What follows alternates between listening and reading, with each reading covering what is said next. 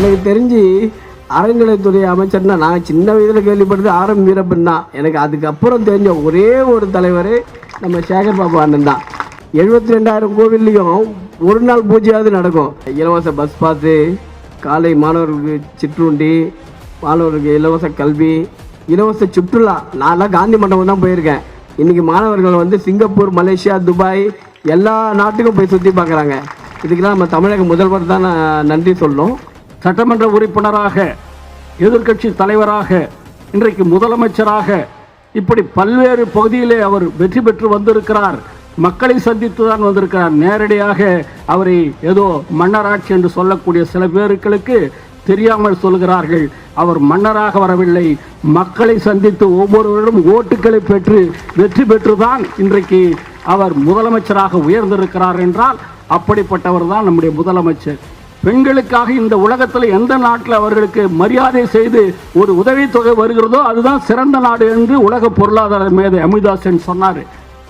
இன்றைக்கு நம்முடைய முதலமைச்சர் தான் 1000 ரூபாய் பெண்களுடைய உழைப்பை மதித்து கொடுத்திருக்கிறார். இது ஏதோ விதவை உதவி தொகை, முதியோர் உதவி தொகை மாதிரி பணம் கொடுக்கல. அவருடைய உழைப்புக்கான உரிமை தொகை என்று கொடுத்த ஒரே முதல்வர் நம்முடைய முதல்வர். இன்றைக்கு உலகத்திலேயே எந்த நாட்டிலையும் கொடுக்கல, அது தமிழ்நாட்டில் தான் பெண்களுக்காக வழங்கப்பட்டிருக்கிறது என்றால் அப்படிப்பட்ட சிறப்பான ஒரு திட்டத்தை வழங்கி இருப்பவர் நம்முடைய முதல்வர் அவர்கள். நான் பீகாருக்கு அண்மையில் போயிருந்தேன். சட்டமன்ற உறுப்பினர், பேரவை துணைத் தலைவர் மாநாடுக்கு நான் போயிருந்தேன்.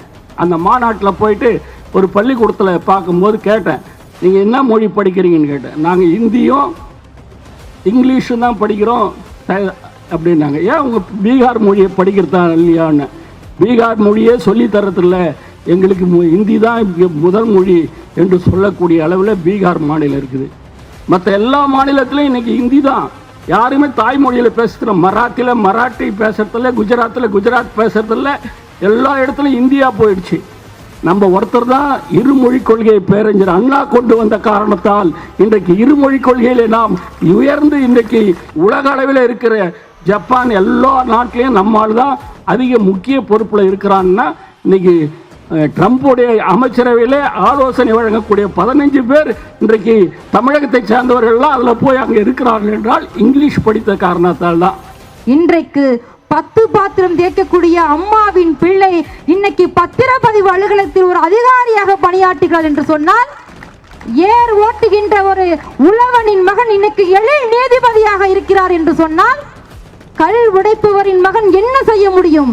அவனால் கலெக்டராக முடியும் என்பதை இந்த திராவிட மாடல் அரசு நிரூபித்து காட்டியிருக்கிறது என்று சொன்னால் சொல்லிக்கொண்டே போகலாம். தூய்மை பணியாளர்கள், ஒரு தூய்மை பணியாளரின் பிள்ளை இன்னைக்கு ஒரு மிகப்பெரிய பொறுப்பில் உயர் அதிகாரியாக இருக்கிறார் என்று சொன்னால், நாங்கள் எல்லாம் கல்லூரிக்கு போக முடியாதா?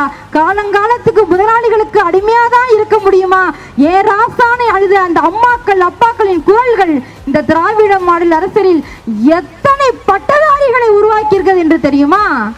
கல்லூரி படிக்கக்கூடிய மாணவர்களுக்கு மாதம் 1000 ரூபாய் என்பது எவ்வளவு பெரிய ஊக்கத்தொகை தெரியுமா?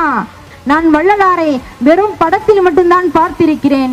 உறவுகளே, வாழும் வள்ளலராக என்றைக்கு மாணவர்களுக்கு காலை உணவு திட்டம் என்கின்ற ஒன்றை அறிவித்தாரே, அந்த கணம் இவர் வள்ளலாராக காட்சியளித்தார்.